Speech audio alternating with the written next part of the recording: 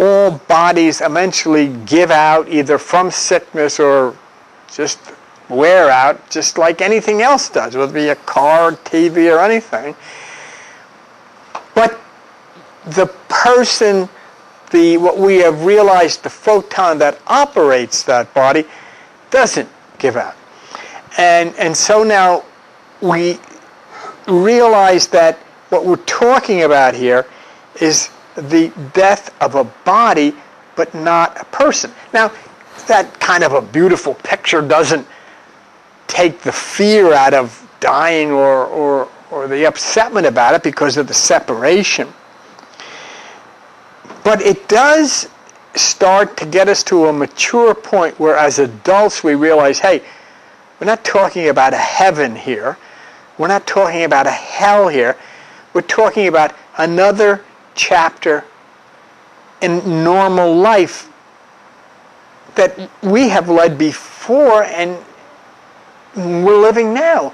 And it tries to explain to us, it's just like, the leaves fall off the trees and then they come back. And we fall off the earth and then we come back.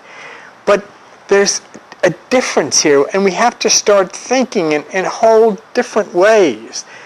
We have to stop this obsession with, dead bodies and cemeteries and funeral parlors and start to think that, wait a minute, this is a person in an invisible form that left the body that could no longer sustain it.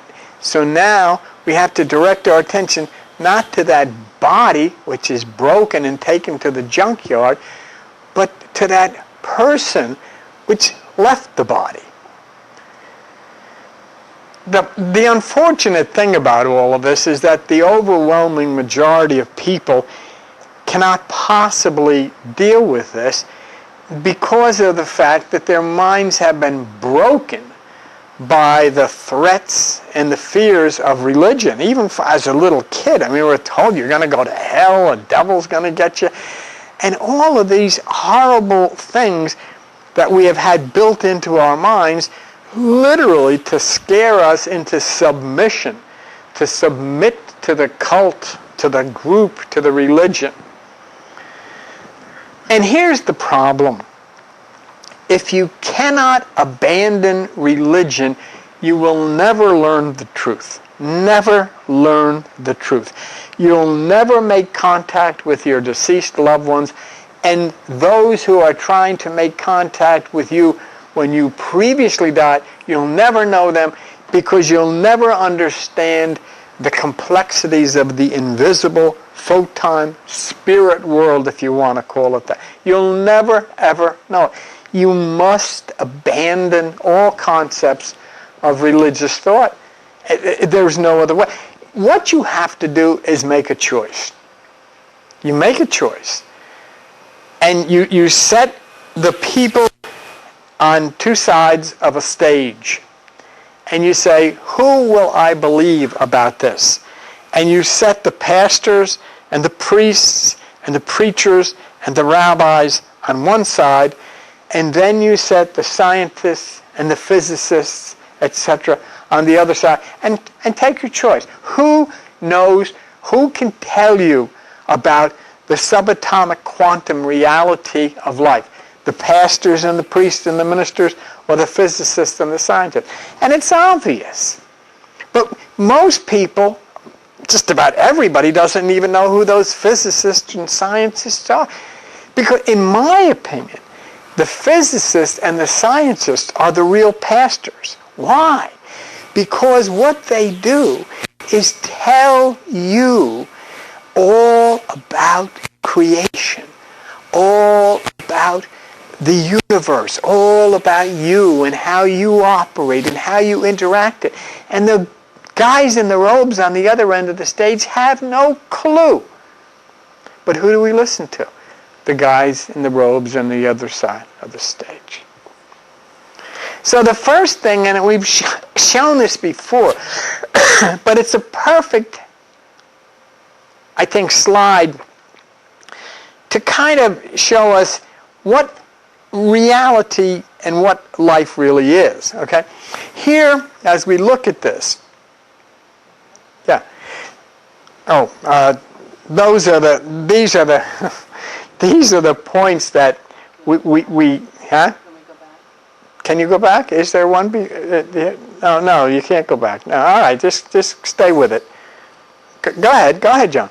All right, to totally disregard religion is the one thing that we have to do. We have to approach the subject scientifically, and we have to listen to the physicists and the scientists if we're going to make a decision.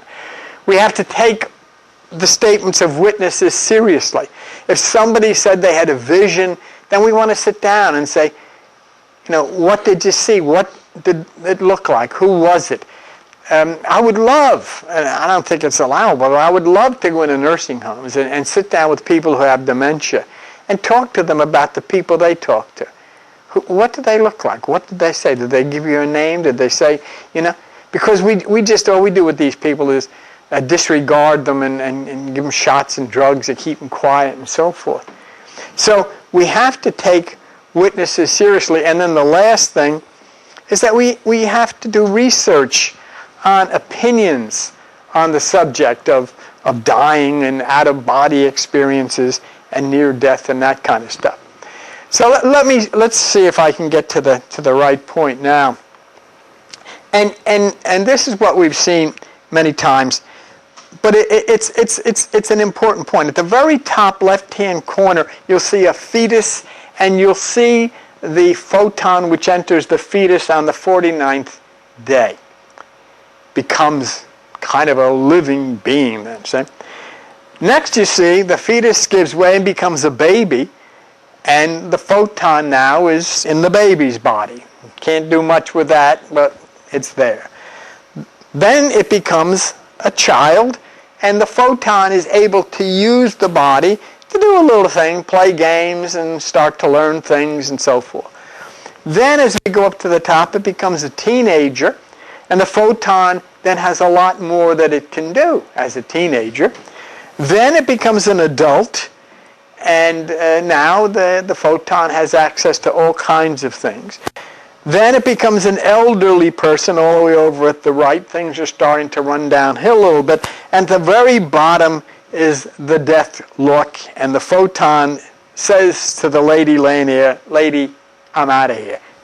And the body dies, and but the point here is, though the physical has gone from the fetus to the old person dying, the photon has stayed the same. The photon never got sick, never aged, never died, stayed the same from one part to the end. It just operated a different piece of equipment. It's no different than when you have that beautiful new car and you got the new car smell, and then at the very end you got the old car smell, and I got to get rid of this thing. It's the same thing. So it's not the body that you wish to communicate with or you have to think about, although that's the natural thing. If I think of my mother or father or my sister or my brothers who have all passed on, I think of them as physical beings. So I perceive, I create something in my mind of what they look like. But see, that is not the way that we're going to start to understand how to communicate with them, because we don't even look the way we look to one another. These are bodies. But I mean, inside, we're photon. So we want to create a way that we communicate with those loved ones, if you would, photon to photon, not photon to body. Okay? And the important thing is, as we saw on that slide a moment ago, that when the body died, the photon was just as vibrant as it was when it entered the fetus, so death doesn't exist. See? Because a photon cannot die. Even if it is destroyed in a laboratory, it recreates itself. It pops up. So what are we talking about? What is so foolish about this is we, who cannot possibly die as photon, are totally consumed with the destruction of bodies that do that, because we've been brought up that way. That's the way we've been brought up. You know, we have been taught that a person dies when the body dies.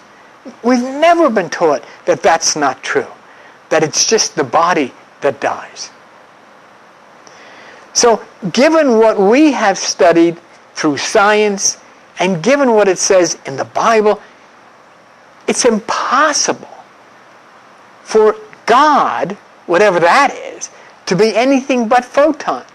Because the Bible, which has a basis in Greek science, says God is not human, God is light, and so God has to be photon. And Jesus, the Son of God, has to be photon, and we were created in the image and likeness of God, has to be photon. So this is what this all is. So where else can we start? I mean, we have to start somewhere, and I have to have some kind of justification for where I start, because I'm talking to people, and I know there are people that watch this who are Christians, born-again Christians. They don't tell anybody that they would want, but they do. Because you know what? Even though you won't tell your friends that you've ever turned this on, you turn it on because it makes sense. And after all these years of nonsense, this makes sense. So if we use the Bible and we use science, how can anybody challenge that? You know, something that is not human but is light is photon. And no argument is possible, because that's the way it is. So here we are, the ones that can't die, talking about what happens after we die. What we have to be considering is, where do we go? I haven't found that yet, but I will find those rascals where they are. I haven't found it yet, but this is what I'm looking for. Where are they? And you know, the amazing thing is what we talked about last week, is that we have died before. And now we're here. And yet there are people who are looking at pictures of us saying, I miss her, I miss him so. And little kids saying, is Uncle Steve up in heaven? No, Steve's in Forked River. Folks, it's true. All those people that are crying over his picture and miss him so much, if they only knew he was sitting in the second row looking at me. So, I mean, you know, this is, but you see, we remember the people that have died and left us, but we don't remember the people that we have died and left. And there's a reason for that, and it's covered in the mythology, as I said last week, of Charon, the boatman who takes you across the river Styx, and when you get to Elysium, they say, do you want to go on to another adventure? Oh, yes. Well, if you do, you have to drink from the water of Lethe, the river of Lethe, L-E-T-H-E, and when you drink it, you forget. You have to forget. Can you imagine if you came each life remembering all the others? You'd go nuts. You go completely nuts. What do you mean I can't have that job? Well, in my last life, I was superintendent. Hell out of here. So these are all of the exciting, amazing, and fun things to look forward to, and to be involved in, and to be challenged to find, operating on a photon level to find those who have left us and bring back the memories of those we have left. Oh, and listen, if you're going to leave religion, which you should do, and start thinking, there are stories that you can read of. There's one of a child, this is making the rounds now, who remembers being in a fighter plane in the Second World War and being shot down by the Japanese, and he remembers the name of the guy who was in the plane next to him, and he remembers what kind of plane it was, and he remembers that when the planes used to land, the Corsairs, they had a lot of trouble with the tires, and this kid never knew. I mean, it's impossible not to know that. And then there's the kid over in Scotland who remembered that where his house was in his previous life, and he knew his mother's name and then they took him, and Dr. Jim Tucker of the University of Virginia took him to this island in Scotland, and they found there was a White House there, and they asked the people that had the tax records, and they said to the kid, well, do you remember your name when you were? And he said, Robertson. And the lady looked, she said, well, there is a White House. It's empty now, but there were people in there by the name of Robertson. How could that be? There's this little Spanish kid that picked up a guitar and he plays this thing like a master. And then this other little kid, he's about 2 feet high. He picked up a trumpet and you think it was Al Hurt. How is that possible? If they didn't live, of course people lived before. You lived before, but we're forced to believe all this lunacy by religious people that won't accept the very things that are so beautiful and the very things that the Bible support. Yeah, the female astronaut who remembered that she was in this spaceship that crashed when it was coming through the atmosphere, and she was from India and all of this stuff. But you see, we don't even think about it. When we hear about it, we laugh about stuff like that because we're raised by the robed wizards. Please. If we're going to meet together, and if we're going to explore the subject of death and realize it doesn't exist, and then talk about our previous lives, and talk about, I was reading the other day, and you remember this guy, Weiss, Brian Weiss? He said he had a woman was brought to him who could only speak Chinese. All she could say was, whatever. And they were doing a past life regression on her, and he had a Chinese interpreter there so that he could tell her what he wanted to do, and the Chinese interpreter would tell her in Chinese, taking her back. And when he took her back, finally, she started talking in English.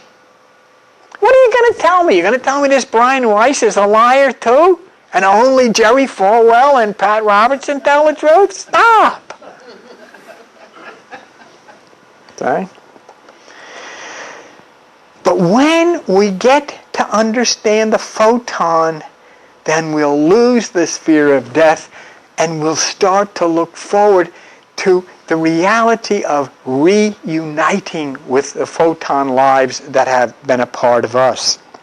We have been deceived by religion into thinking that we are physical bodies instead of understanding that we use physical bodies.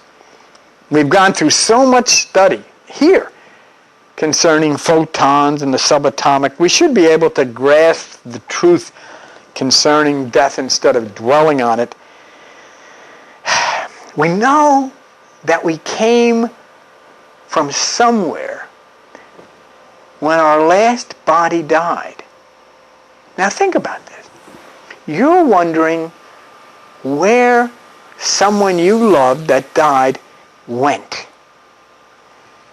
Those others were wondering when you died where you went. And where did you went? You went here. Forked River, New Jersey. You didn't go to heaven. You didn't go to hell. You went to Forked River. So you see what I'm saying to you? So where's everybody else? Where's your husband that died? Where's your wife that died? Where's your uncle that died? Were they in Pittsburgh? Or maybe they're in Hong Kong? Or maybe they're in Borneo or Australia. Who knows? But if you're here, why aren't they there or here or wherever? Do you see what I'm saying? It's so simple if we'll start accepting and understanding it and stop believing the robed wizards and start believing those people of science who are sharing the realities of this thing. Yeah, I've had cars going back to the 1950s, but except for the one I have now, they all died, but I'm still here. So we've had bodies going back to infinity, and they all died, but you're still here. And the only reason you don't understand this stuff is because your mind was given over to this lunacy that came out of the dark ages of Europe. So what's reality? What is reality concerning us, and who are the witnesses who have instructed us? Okay, let's take a look. Professor Max Tegmark, Massachusetts Institute, David Deutsch, Oxford University, Paul Steinhardt, Princeton, showed us that parallel universes exist and that there are copies of us living in those parallel universes. Now you can turn them down and turn to the priests and the ministers, or you can say, no, I want to talk to these guys. That's what I've chosen to do. The Bible told us that God, Jesus, and we are light, which means we're photons. The Bible writers had access to Greek scientific thoughts, which included the subatomic. So that's a witness. NASA and physicist John Kramer told us that when electrons become excited, they send out photons to the past and the future and also absorb photons. And we learned about photons from them. Okay? We'll go to the next slide. We learned that entangled photons are one both when they are entangled and disentangled. I want to come back here for a minute. Do you know what this means? Do you know what this means? This means that you have photon. Here's one photon, okay? Now,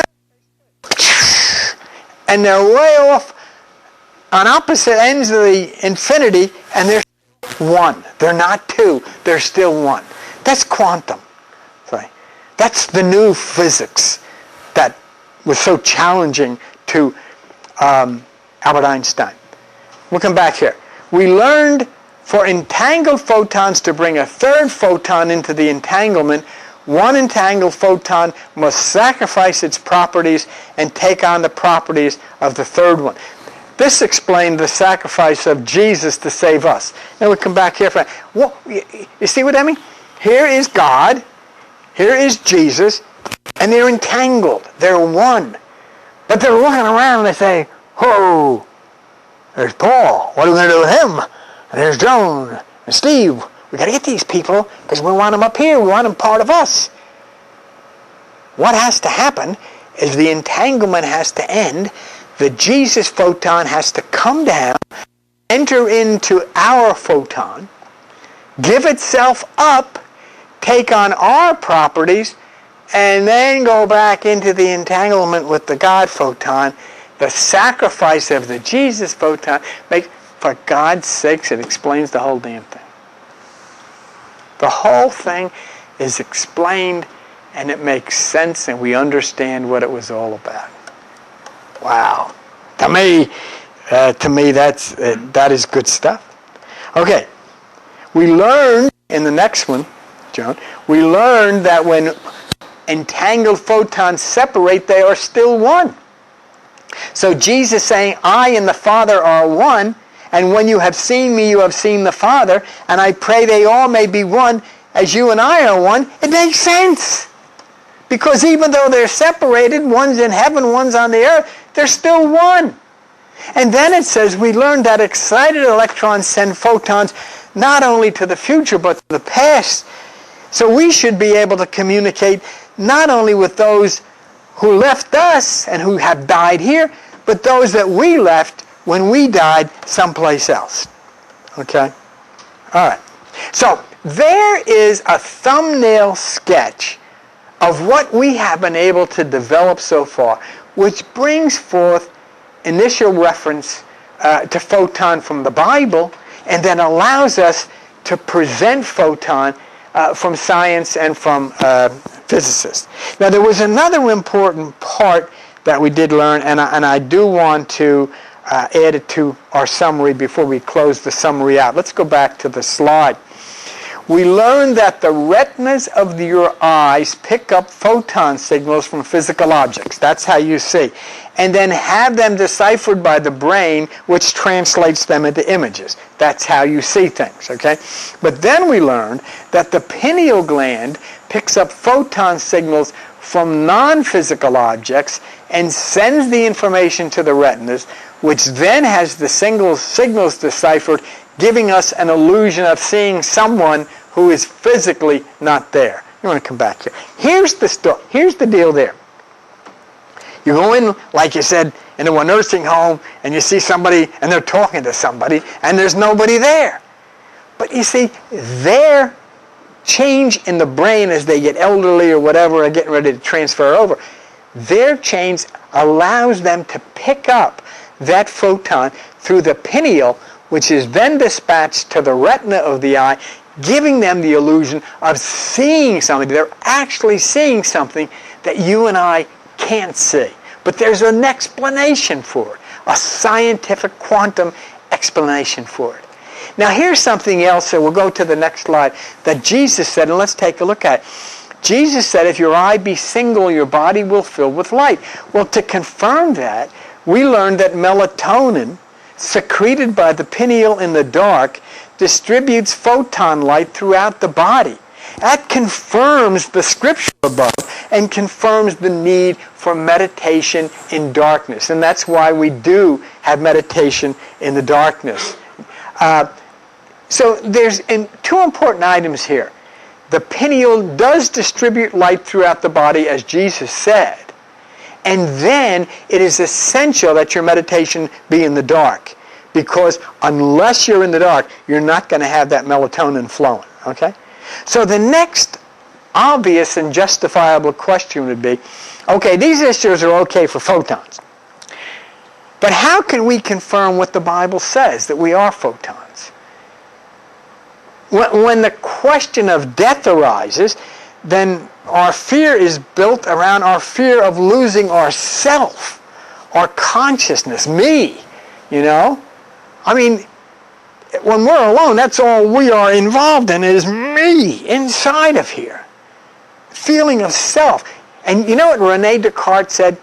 René Descartes said, I think, therefore I am. In other words, there is an I. And think of this inside of yourself. There is an I, which is you beyond the body, because the body cannot think. Huh? No, your body cannot think. You think. Therefore, you are. I am. It can only act out the program that you program into it, your body. So the thinker isn't the body. The thinker is the photon, which means I am photon because I think. Now, if we can do that, if we can determine that consciousness is photon, then we can realize what we truly are and move on beyond the question of death, looking for those we remember without regard to looking for their bodies. We're looking for their self. We're looking for their I. See? Can we take away the name we gave them? They don't have that name anymore. Can we take away their physical appearance? They don't have that physical appearance anymore. And even like you've got a name. Who gave you that name? They probably flipped a coin. One said, I want to call him Steve. The other said, no, I want it to be Jerome. Flip a coin. Steve won, heads or tails. That's what happens. A lot of you are here by mistake. Your father wound up meeting your mother, and they got all involved, and all things got hot. Oh, I didn't want this to happen, Gloria. Well, I know, neither did I. How are we going to explain this? I don't know. Jeez, we better get married early. What the hell are we going to do? And here you are. A big mistake. That's all it is. It's not your name. It's not what you look like. Sometimes you look at your nose, you say, geez, I wish it wasn't like that. But that's the way the old man was. See, if we can close on and where and what these friends of ours, these loved ones of ours, they They can still call me Bill because I still am Bill, but we have a problem calling them by name. But, we do that. But I'll show you how we'll start to rise above that into that photon. And then you got to remember something. I want you to raise your hands. Who in this room can remember the family you were with before you came into this life? Nobody. So now you've got your loved one in another place and somebody asking him or her, can you remember your past life? I don't know. You see? So how then can we get through to them if they can't remember us? How can those who are trying to get through to us if we can't remember them? But there are those that do remember. How come? Has the little kid remember flying that plane? Has the kid remember to pick up the trumpet? Has the girl remember being the astronaut? There are those. So it's not cut and dry. So, having studied all of this material, I found myself backed into a corner where I had to declare myself. I could no longer hide from the truth that I know within me. So I will declare myself. And I am a very difficult person to say all of this stuff because I have told you forever, don't believe anything. But I want to declare myself. Okay? These are my beliefs. I believe we are photons and exist eternally even after our physical body dies. I believe out-of-body experiences are real. I believe near-death experiences are real. I believe UFOs are real and are operated by beings from another dimension. Not only that, I saw one. Right over my head, about 500 feet. A big triangular thing. After it was done with me, it moved south and didn't make a noise, and nobody else ever said they saw it. I believe crop circles are created by beings from another dimension. Even if somebody with a board went out there and made them, somehow their minds were instructed what to make. Next one. I believe that it is possible to communicate with those who have physically passed on, and we will be doing that. I believe people with dementia are in contact with real beings from another dimension. I believe that dreams are real experiences in parallel universes. And I believe all of these things are perfectly natural and normal. And there's nothing supernatural because there's no need for that. And I believe religion is a fraud. I had to just sneak that in. I've always taken the position to believe nothing, but based on the studies from credible scientists and my meditations as well, this is what I believe. But you choose for yourself. You don't have to believe anything. And how can you? But I mean, somewhere you have to take... I mean, if you're going to sit down with an electrician and he's going to tell you how he's going to install the light and how he's going to make it light, you either believe him or you say you'll do it yourself. And you know don't know how to do it. So because of his skills and his ability and the documentation he provides as to how he's going to do this, you believe him. This is what it comes from. Scientists document. Scientists show proof. Scientists show scientific evidence. I forget what I'm looking for. Physics types of diagrams and things. Religion shows nothing.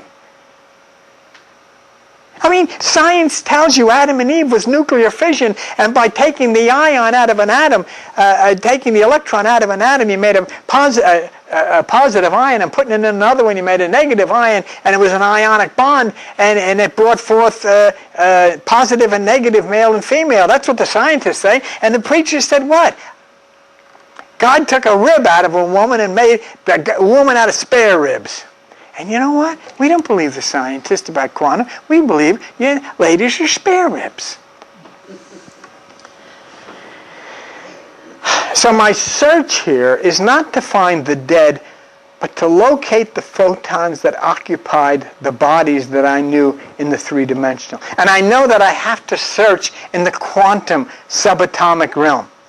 And I have to depend on my three-dimensional brain to correctly decipher what I pick up and relay it through my eyes. Now, once I'm out of the body, once you're out of the body, you don't need that, because you know everything. You know everything from the past. You know everything from the future. How do I know that? Because photons do. Photons know everything that's ever going to happen in the future.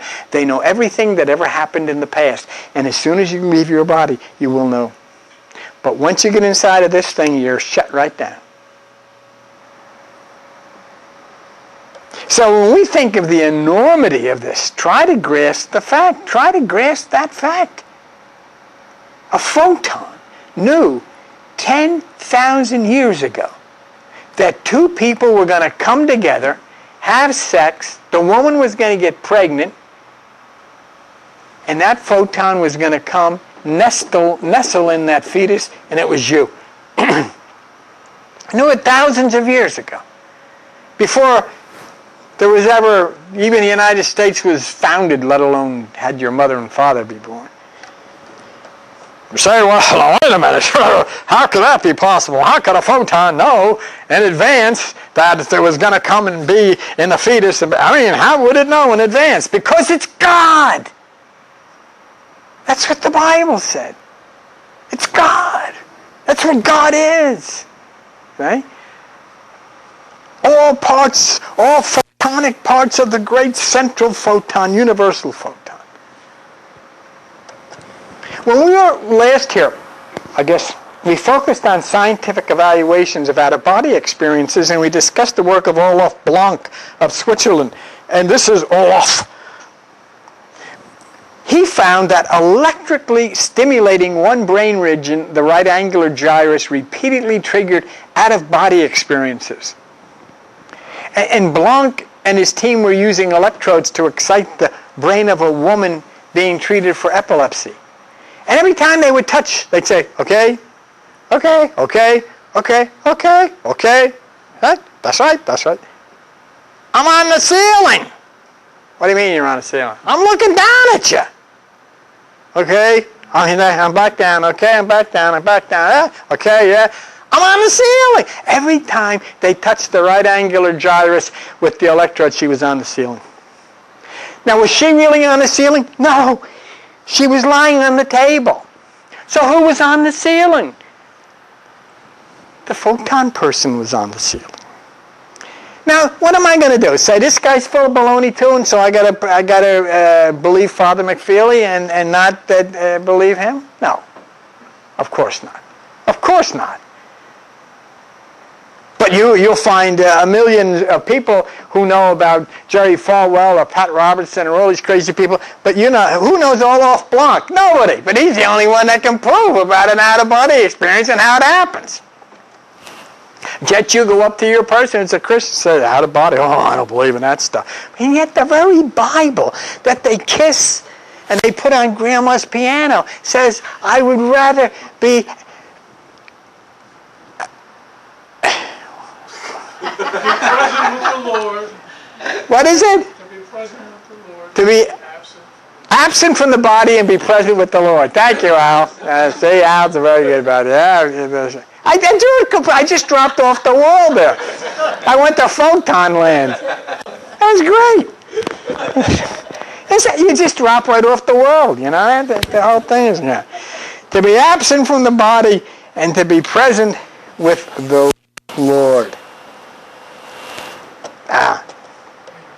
Now, you take a look at this next and you say, well, look at this. This is, who was up on the ceiling? And this is what the point is. It wasn't her brain or her eyes or her head. They were all on the table. So the only rational explanation would be it was the photon. The photon that abandoned the body upon getting the electric signal. See, when your body is getting ready to die, it's going to ship an electric signal to the right angular gyrus, and a door like it's in the Walmart is going to open up, and you say, I'm out of here. That's what it does. And that's what they found, see? So this then would indicate that the photon self, the person, receives a signal from the right angular gyrus to leave the body at the time of major failure. And the photon, which knows everything, is then outside of the body, free from the attachment because of the major failure. So we know that the signal in this particular case was a false alarm, because as soon as they took, you see, get this, he takes the probe, touches the right angular gyrus, she's on the ceiling. Now, if this was a real death thing, she'd be on the ceiling and then off she'd go. But in this particular case, it wasn't. It was a false alarm. So as soon as the electricity was removed from the right angular gyrus, she's back into the vital body. The body is still vital. So the important point here is that we have professional witnesses to this, even in the person of neurologists like Olaf Blanc, whose video we watched a couple of weeks ago.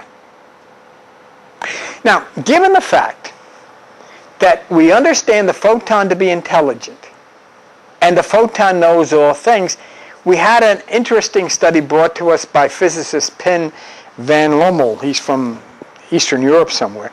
And he told us about a curious situation of a man who came into the hospital who had some kind of an attack, a cardiac arrest, and he was in a coma, okay? And so when they brought the man into the hospital, he was completely comatose. And while he was there, they took his teeth out so he wouldn't swallow them. And then when they brought him finally back about, a week later, so it was about 10 days before he regained full consciousness, everybody was looking for his dentures. And nobody knew where the heck was his dentures. And so this nurse walks in and he said, "You took them." She said, "What are you talking about?" "You took the dentures out of my mouth and you put them on that little cart, and there, on that cart there's a little drawer under it and you put them in there." And she said, "Oh my God." And this man was totally comatose, was brain dead, and saw this. See? And so this is what we have to take, and we have to take it seriously. So if we're going to learn about physical death and what happens and what happened to our loved ones, we have to be prepared to accept these things from witnesses, professional witnesses. The photon knows everything. There is no more glaring description of how the photon knows everything than from the work of the noted physicist John Cramer. We've gone over this, but you should go over this again and again and again so you really know. When you talk about dealing with photons, you're dealing with a person. A photon is a person. Look, John Cramer, every particle that wants to give up a photon looks deep into the future to find another particle that will accept the photon. These elementary particles know the layout of the future. When a deal is negotiated, the first particle lets the photon fly off on its path, knowing full well where the other particle that accepts the photon will be when it finally gets there. Just think of that. Here's the photon up here, and there you on the other side of the universe. And it has to get to you, so it leaves 10,000 years ago, and it's ready because the deal was already worked out that you were going to be there on July 10th, 2009 at 9 o'clock, and it shows up at July 10th, 2000, and there you are. And you say, "Oh, how is that possible?" Because it's God. And it knows all things. Now, for the first time in your life, you understand how God knows all things, because photons know all things. And then in this next slide, Cramer goes on and he tells us, so go out and look at a nearby star. Say Sirius if you're in the northern hemisphere. Sirius is 10 or so light years away. Now listen what he says. The photons that hit your eye knew that at the time they left the star 10 years ago that they would hit electrons in your retina. And if you go back in, the other photons coming knew that they would hit the sidewalk. These deals were negotiated 10 years ago with particles in a star 10 light years away, long before you ever thought to look at the star. Do you see what I mean? That means 10 years from now, you're going to look at a star. And that photon is leaving that star right now, so it's here when you look. See, and when we think we know everything, we don't know anything about the magnificent majesty of what really this is all about. And now look, we're finding that all of these things have explanations in this subatomic realm, in this quantum realm. They all have explanations. There's no hocus pocus. There's no need of faith or anything like that. Take a look at this. 10 light years away. How far did that light, that photon, have to come to touch the retina of your eye tonight at 9 o'clock? Let's look. 1 light year is 5.88 trillion miles. 10 light years is 58.8 trillion miles. So traveling at 186,400 miles per second, the photon takes 10 years. So 10 years ago, the photon knew you were going to look at it tonight at 9 o'clock, and it has to be here. So you better show up. You better go out there and look. That'll be a hell of a thing. Wouldn't that thing drive awesome? By grasping this, you're getting a better understanding of what this entity we call God really is. How awesome when you consider that what you're reading is provable science that's proving God. You don't know what you're going to do tomorrow, but Photon left the station 10 years ago to travel 58.8 million miles to meet you tonight. That's what God is. So it's all built on our perception. Everything is instant, really. There is a scripture that is very clear about the nature of living being, the nature that cannot die. After the crucifixion story, remember that? We find Jesus' disciples coming to the grave where Jesus' body was interred. And the body wasn't there, but there was a couple of angels there, so they were hanging around. And the angels in this mythology talk to these people coming to the cemetery. Same thing when you go to the cemetery to visit some body. And look what the angel says. They were afraid, bowed down their faces, and the angel said to them, "Why are you looking for the living among the dead?" Why are you there looking for somebody who is alive over here, and you're staring down at a dead body in the ground?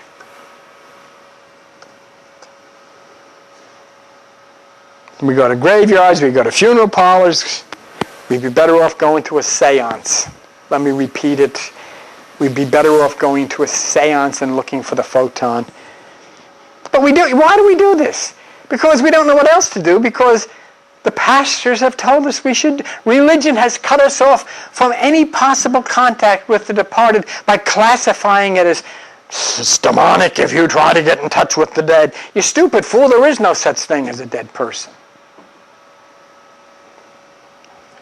Arthur Young is a noted physicist and author, and he speaks of the photon, and he identifies it, and he identifies its purpose. And this is Arthur Young. Arthur Young, born in 1905, died in 1995, was an American inventor, a helicopter pioneer, a cosmologist, philosopher. He was the designer of Bell Helicopter's first helicopter, the Model 30, an inventor of the stabilizer bars used on many of Bell's early helicopter designs, and he founded the Institute for Consciousness in Berkeley in 1972, and he's authored many books. Kristen DeQuincy talked about Arthur Young, and I wanted just to go over a couple of these things with you about Arthur Young. And this is what Arthur Young said. Arthur Young's theory of process starts with consciousness, or spirit, as the primary reality. Young does not derive the quantum from consciousness. For Young, the quantum is consciousness. Spirit is the quantum of action. Read that again. Quantum is consciousness. In Young's cosmology, the ultimate constituent of reality is what? The photon. The quantum of light. The quantum of action. In other words, Young equates the light of the physicist and the light of the mystic. I love this. The physicist's photon is the mystic's divine light. Yeah? The physicist's photon is the mystic's divine light. What you were reading about is, I saw the light, hallelujah, Jesus, I saw. No, I saw the photon. The photon has touched me. You see? Now, let's go on to what else he said. Young also points out that the photon is beyond time and space. It is beyond time because the photon always travels at the speed of light, and at that speed, time ceases to exist. It is beyond space because a single photon can traverse the entire universe without losing any energy. In other words, it experiences no distance or space between the start and the end of its journey. And this complements John Kramer's presentation that the photon from a star knows when you're going to look at it. And it must travel to be where you are because it's all instant. And De Quincey says this, for other reasons, Young says the photon is the most unusual entity studied by physics. Not only does it transcend time and space, it has no mass. As Young describes, it is pure action, creative and personal, completely free in all dimensions. And this, he says, is as good a definition of spirit as science could hope for. So you see, when you're talking about the Holy Spirit and all this stuff, you're talking about the holy photon.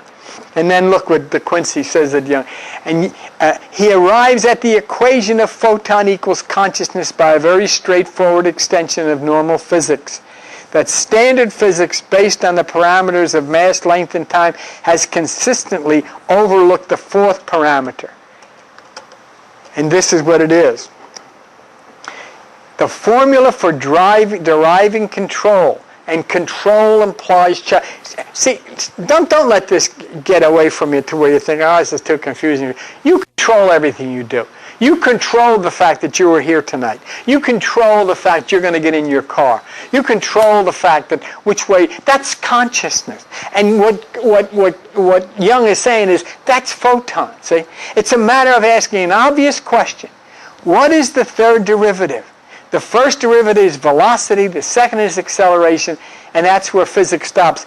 But by taking the next clearly logical step, physics opens up to include control, and therefore choice, and therefore consciousness, and that's where Arthur Young proves that photon is conscious.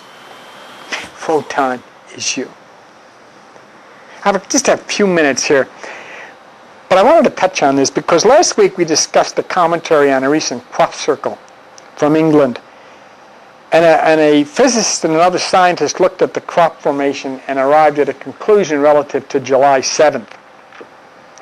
They came to the conclusion that these formations were spelling out a corona mass ejection from the sun, which would hit the Earth with negative electromagnetic power. Do you want me to tell you something? Do you know what the Earth is doing right now? Now, it's creating another ocean. It's opening like you would tear the seam of a shirt. And the scientists right now are not saying much to people, but they're thinking, if the corona's ejection, that is number 24, which is supposed to be so powerful leading up to 2012, it's as powerful as they are concerned it could be. The rip could be something that could cause the oceans to rise to the point that the entire African continent would disappear. I mean, we go along in our daily Walmart life with no concept of what the hell is really going on here. But anyhow, about July 7th, we showed you last week, NASA had predicted the solar storms leading up to the period of 2012. And then in this particular thing here, we'll show you this crop circle, and it said, based on the previous examples from 204 to 29, we can be pretty sure the crop formation intelligence use of the teardrop symbol represents a coronal mass ejection from the sun. Why then would they have drawn the planet Earth in the form of a large teardrop unless several coronal mass injections will impact the Earth very soon. And then in the next slide, it said jellyfish or distorted Earth's magnetic field swept by strong solar wind after coronal mass injection from sun lines up with the sunset on July 7th, 2009. Now, July 7th, 2009 came and went. Everybody here seemed to have survived very well, which is good. But there's an organization, well, it's not an organization, it's an observatory. And the observatory is called the, let me see if I can find it here, the Solar and Heliospheric Observatory, which observes the sun activity and communicates to NASA. Well, inasmuch as nothing happened on July 7th, this is the report that came from SOHO. And it says, July 7th, 2009, SOHO reporting second large solar flare. Is this sudden solar intensity what the crop formation intelligence has forecast since April 14th after the sun's unusually long spotless quiet? Now, let me change something here. July 7th, SOHO reported the second large solar flare. Below that was the Earth file commentary. SOHO did not make that commentary below about the solar flare, but they did report a solar flare on July 7th. And then in the next thing we have about spaceweather.com reports sunset 1024 has cracked with B and C class solar flares. Solar observers haven't seen an active region like this one in more than 2 years. It is big, complex, and rapidly growing. The magnetic polarity of the sunspot revealed by SOHO magnetograms show that it is a member of the new solar cycle 24. So if the crop formation was pointing to solar eruptions, and if, as you see, there was the beginning of solar eruptions on July 7th, as predicted by those who evaluated the formations, and if this is in harmony with what NASA said about solar eruptions being significant up through 2012, then we are facing the reality of a higher intelligence communicating with us about 2012 and would substantially support the previous information that we provided to you through Apocalypse Photon right up to Jesus. You know, I'll tell you something as we wrap this. We have a tendency to get a bit bored when things don't happen in spectacular enough fashion. You know, because when somebody says July 7th, and then you have July 7th and nothing happens. Ah, boy, you know, that proved. But something did happen. But even if nothing happened, you've sat in church all of your life, and what the hell has ever happened? They're still singing the same songs. They're reading the same stories. As a kid, I used to see them on the street corners in Newark at Broad Market Street saying, Jesus is coming, prepare the way for the Lord. What? And nobody ever says anything about these people. So you ever want to deprive a person evaluate something and say, well, this looks like July 7th. July 7th comes. Well, NASA said they expected the supernova 1987A to explode in 2005. It never did. But you know what? That doesn't mean they're wrong.